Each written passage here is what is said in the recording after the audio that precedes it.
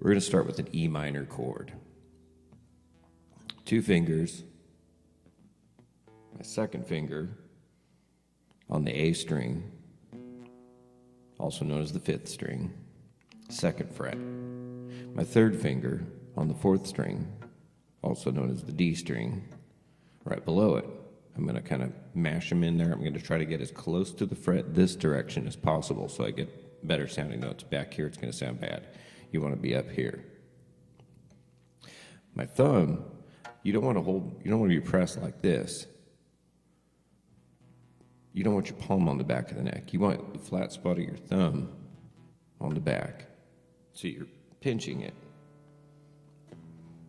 Okay? On the fingertips like that. Now, an E minor chord, I can strum all 6 of these.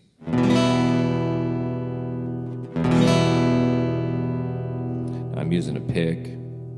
If you imagine that there's a straight line down the center of the pick and a straight line on your thumb, you want those lines to be perpendicular to one another. Like that, at a right angle. Now, you don't need a whole lot of pick exposed here. You don't want to hold back here and have all this flapping around. You want just the end there. Now, I've got it on the side of my index finger. So you could practice by just supporting your index finger with your thumb.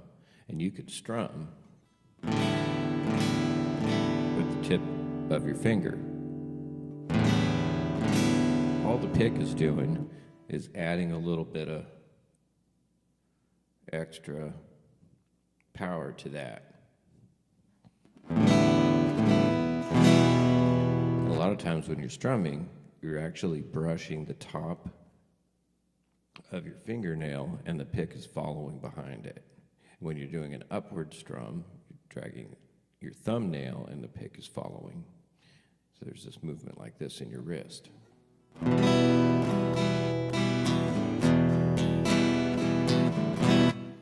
So back to the E minor.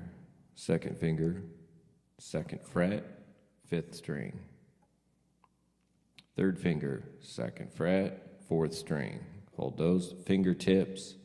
Thumb is down here low. I'm creating space between the bottom of the neck and the inside of my hand. Because we don't want these to be hitting any of these other strings, just these guys. Now, right hand is in the what I call a karate chop position.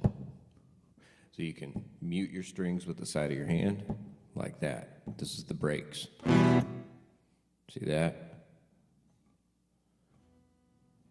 I rest my pick up here. When we're going to do a chord where we're strumming from the 6th string, I'm going to start on the 6th string. I'm going to rest my pick right on that string. Now, every time we're strumming, I'm not going to stop and rest like that. The reason we do that, by resting and kind of forcing it right now and going, okay, here's this string, your hand is learning where that string is. So that when you come back to it, that muscle memory kicks in and you can land it every time. So there's the E minor chord. And you're just trying to sweep across the strings gently. You're not digging in like this, right? You're letting the pick kind of flow over the top of them. Now, if I hit real flat to the string like this, it's going to want to hang up on it.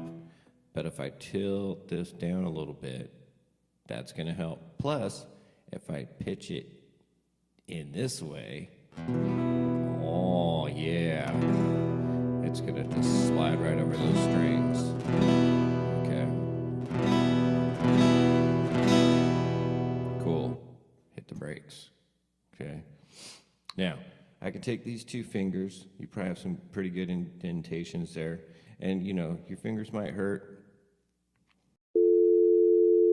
It'll get better. It'll toughen up. Don't worry about it. Try to ignore it. Shake it off. Get back in position. Okay. Now, take these 2 fingers. We're going to move them each down a string. You can take them together and go right like that. Drop them both down like that. So now the 2nd finger's on 2nd fret, 4th string. 3rd finger is on the 2nd fret, 3rd string. Now, same shape. same shape chord. This is E minor. When I drop it down here and I ignore this top string, that's what we call an A2 chord.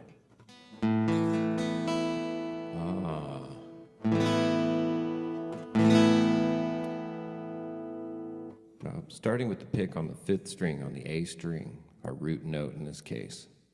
Strumming from there.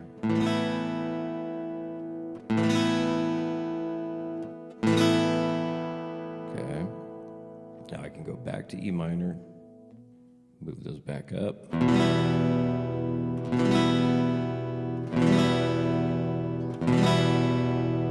Hit the brakes, drop them down. A2, starting from the 5th string.